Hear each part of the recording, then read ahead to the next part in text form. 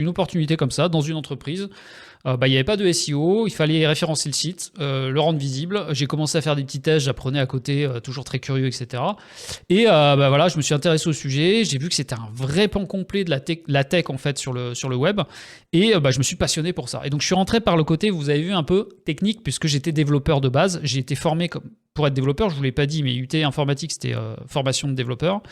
Et donc, j'avais des petits projets perso et tout, mais c'était vraiment du dev pur. Il y avait un peu de base de données et tout, mais on était sur du back-end, quoi, plutôt.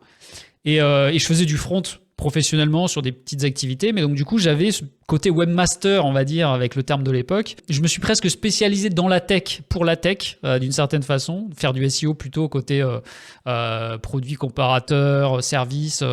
J'ai bossé pour les numériques, j'ai bossé pour Gamecult, pour ZDNet, pour CNET, ce sont les plus grosses expériences. J'avais bossé pour Saint-Gobain avant, sur un site qui ne fonctionne plus, qui n'existe plus aujourd'hui, mais on avait essayé de tenter une marketplace sur l'outillage, sur les produits autour du bâtiment, tout simplement.